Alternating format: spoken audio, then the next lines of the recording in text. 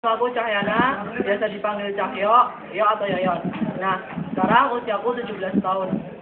Sekarang sih sekolah di SMA Negeri 4 Yogyakarta, tepatnya di kelas 11 IPS 1. Nah, sembari ngisi waktu-waktu luang aku ikutan yang namanya mimpiku 10 tahun yang akan datang. Aku sudah buat konsepnya seperti ini. Nih. Nah, di sini aku ingin ceritain riwayat pendidikan aku. Yang pertama, aku sekolah di TKA Batemben, terus aku lanjutin di SD Negeri Untarjo, terus ke SMP Negeri 1 Galur, terus aku sekolah di SMA ini, SMA Negeri 4 di Jakarta. Nah, di SMA ini aku belajar mengenai berdagang, karena aku ingin memiliki pengalaman mengenai berdagang untuk mencapai mimpiku 10 tahun yang datang, yaitu menjadi seorang pengusaha. Nah, dari SMA Negeri 4 Yogyakarta ini, aku akan melanjutkan ke perguruan tinggi. Di sini ada 3 pilihan yang aku pilih. Yang pertama yaitu di UGM. Di sini aku ingin mengambil jurusan hubungan internasional. Nah, paling enggak bisa jadi diplomat atau duta besar. Dari situ kan aku udah bisa ngumpulin dana dari gaji aku untuk membangun usahaku di masa yang akan datang. Terus pilihan kedua aku yaitu di STAN. Di situ aku kan di STAN itu setelah lulus itu pasti udah dijamin oleh negara mendapat kerjaan jadi pegawai negeri sipil. Dari situ aku akan merintis usahaku berupa disebut wira usaha gitu. Yang pilihan ketiga aku akan sekolah di kumpulan dinas gitu, karena di situ aku cari informasi sih 2 tahun di sana terus bisa langsung kerja. Nah, aku juga di situ bisa ngumpulin dana untuk membangun usahaku. Nah, kenapa sih aku sangat menyukai berdagang?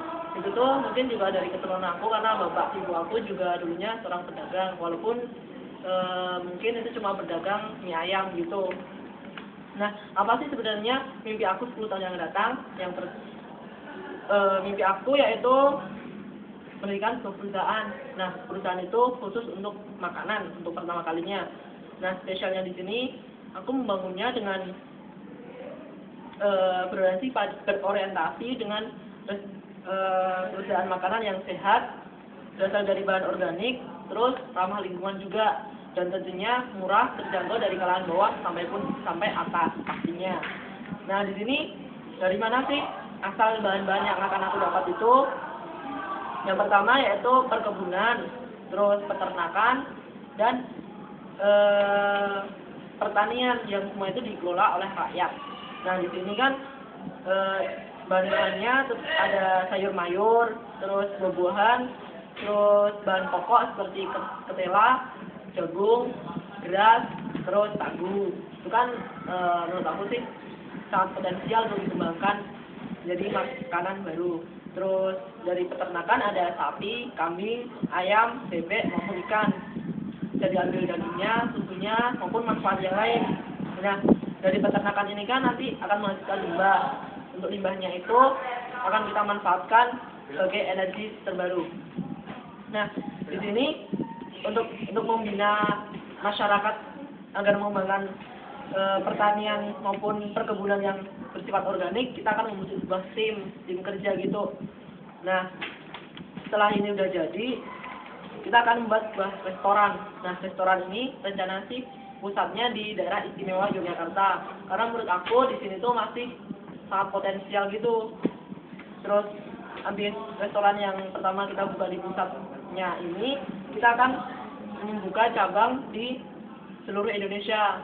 Terus habis itu kalau bisa sih aku inginnya bisa sampai ke pasar internasional sembari memperkenalkan masakan-masakan khas Indonesia. Dari restoran ini kita akan membuka gerai makanan di pinggir jalan gitu ataupun yang keliling. Terus ada food court di mall-mall gitu, dan kantin seperti di kantin-kantin di universitas, kampus-kampus gitu, terus sekolah-sekolah, terus di perkantoran juga. Nah, kenapa sih aku memilih membuka usaha yang bersifat organik? Karena menurut aku 10 tahun yang akan datang itu masyarakat itu udah jenuh dengan kayak makanan fast food gitu. Dan aku target juga mereka udah mulai beralih ke makanan yang herbal atau sehat gitu. Terus setelah mendirikan perusahaan ini, setelah sukses, aku ingin perusahaan ini juga berguna bagi masyarakat luas, seperti melestarikan lingkungan. Di sini kita akan melakukan penanaman pohon, terus habis itu pembangunan sekolah rakyat. Nah, di sini kita akan melakukan pembinaan kreativitas yang bisa dikembangkan di masyarakat sekitar. Terus selanjutnya yaitu pembangunan panti asuhan. Nah, di sini aku pengen banget bisa menyekolahkan, memberikan biaya pendidikan pada anak-anak yang kiranya kurang mampu maupun di jalanan gitu. Jadi kita tampung.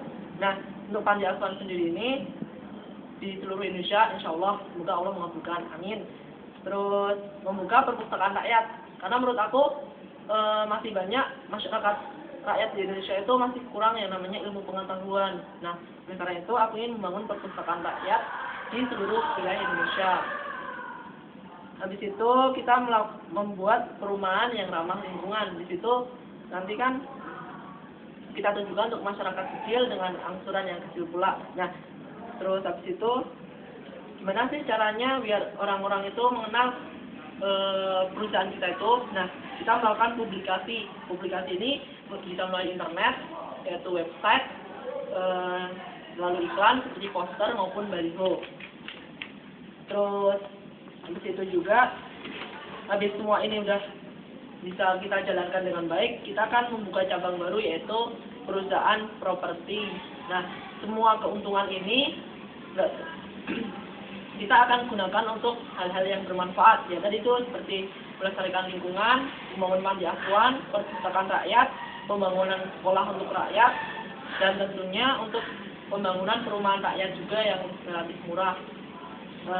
Mungkin itu aja yang bisa aku sampaikan, mimpi-mimpi aku.